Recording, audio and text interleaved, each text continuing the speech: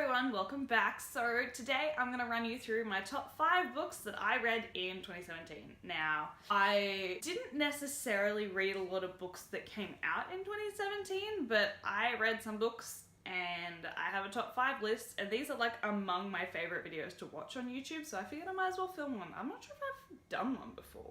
Did I do one last year? Also, at the end of the video, I'm going to be talking about some changes that I'm making to this channel going into 2018. There's some new exciting stuff, so stay tuned for that. But for now, let's get into the video. So, my number 5 for 2017 was Lola and the Boy Next Door by Stephanie Perkins. Now, I probably would have actually put the whole series as this, but like only one book. So this was my favorite one out of the trilogy. I think I read this one and Isla and Happily Ever After this year. Lola and the Boy Next Door follows the character Lola, and she is a budding designer who has this awesome rocker boyfriend who she is totally in love with, but the relationship's a bit rocky, and her old neighbours move back in next door after moving out for a long time, and it forces Lola to face some unresolved feeling issues and stuff, and the story kind of starts from there, and it's just a happy book. This is a very character-driven story, as is most of the Stephanie Perkins books, and I just loved the characters in this one. That they definitely stood out above the other ones from the other books in the series, so this one was definitely my favorite. Y'all know that I'm a sucker for like teenage angst, so this was a good one. I really enjoyed this book, and that's why it made my number 5 on the top 5 list. My number 4, that's 8, number 4 was The Black Prison by Brent Weeks. The Black Prison basically is a story that follows people called drafters who can basically wield manifestations of colour, and the most common one is people who can only draft one colour, but then you've got the polychromes, which is 2, and then you've got the multichromes, which is more than 3. And then you've got the Prism, who is the kind of religious leader of everyone, and he can do all of the colours. This book was definitely the first in the series. It was a setup book, so it has a lot of things that sort of introduce the world to you.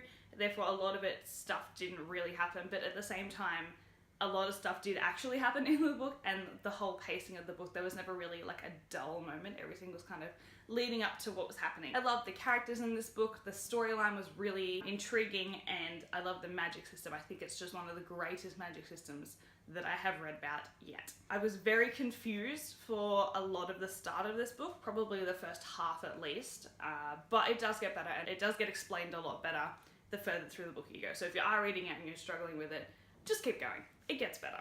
So I really love this book. This was a really great book, and that's why it made my number 4. My number 3 for this list is Strange the Dreamer by Laini Taylor. Now, I didn't know what to expect with this book.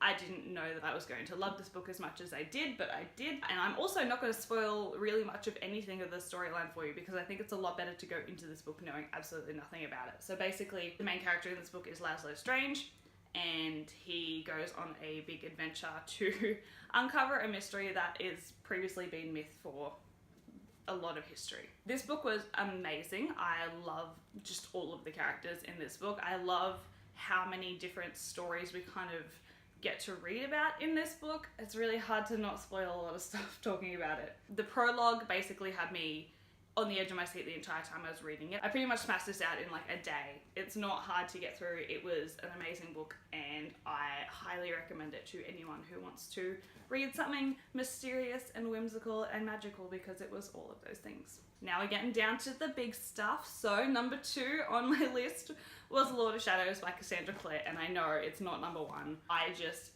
Cassandra Clare, every single time she does this to me. She makes a book that I can't not love it. It's just so good. In this story, it's a continuation of Lady Midnight, which is the first in the Dark Artificers trilogy. This is the second one, and it follows a bit more of Emma and Julian and their struggles with their relationship. So we got to hear a lot more about Kit and Ty, which I think is just amazing because they're so adorable. This book had plots, it had twists, it had turns, and I was just so there for all of it. So if you haven't read Lady Midnight, go do that, then read this one in preparation for A Queen of Air and Darkness, which I think comes out next year. Could be the year after. Who knows, but I'm excited. And finally, number 1 on my favorite book that I read this year was A Court of Mist and Fury by Sarah J Maas, which I think is probably no surprise to anyone who knows me. But I read the whole trilogy and this is just by far the best book out of all of them. It's the best Sarah J Maas book I've read. It's one of the best books I've read. I love this book. I don't want to spoil too much about this book if you haven't read the series, but basically it follows Feyre going through a really hard time. There's a lot of character development for her, which I thought was really, really good. Again, there's a lot of angst in this book. There's a lot of sexual tension in this book. And this book is definitely not for children. If you are a child and you're watching this, just don't read this yet. Oh, this book was just so good. You got to meet so many new amazing characters, which I really loved. And you got to sort of explore their stories as well. So it just really expanded the world a lot more than what the last one did. The last one kind of set up everything, but then this one was just, it just blew it all out the water. And the end scene was amazing. There's a scene in the middle that was amazing. And I love it. I love this series and I love how well Sarah J Maas has written this book to sort of manipulate the audience into liking and disliking certain characters. So it's good. This was an amazing book and I just recommend it to everybody to read it. It was good. And that concludes my top 5 books for this year. It was an interesting year of reading. I think I've said that enough times in the last 3 videos that I've made, but I did some reading. It was good. Those were the best of it. I think I didn't read a lot of like great books this year, which is why I only have 5 top ones, but I have enough to make a top 5, so I guess that's good. Now, changes to my channel. Going into 2018, I'm actually going to put a lot more effort into YouTube. I have an uploading schedule. I'm going to be posting regularly. There's going to be a lot more vlogging content, I guess, and content that isn't books. So if you've joined me because you're a booktuber and you don't want to see that, I'm really sorry.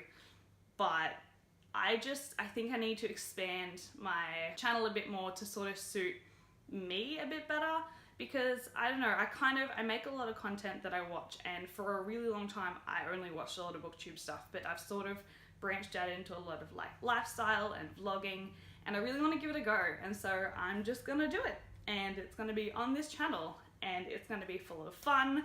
I've got some very exciting things planned. I'm so excited. So there'll still be a lot of stuff about books on this channel. Like I'm still gonna be doing my TBRs, my wrap-ups, my favorites, all that sort of stuff, but I've got some other stuff going in as well. So keep an eye out for that. I'm very excited to actually put a lot more time and effort into YouTube this year, especially since I've just hit 100 subscribers.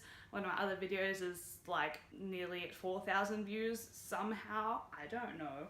And I just want to thank everyone who has stuck with me for the last 2 years. I think I've been doing this for nearly 2 years now, even though I've only got like 20 videos. But thank you to everyone who has stuck around or who has joined. If you're new, welcome. If you're old, thank you.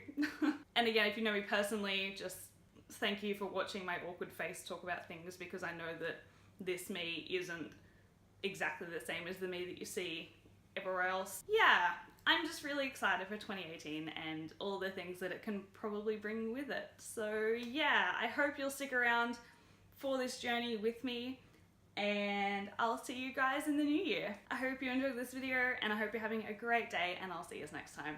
Bye!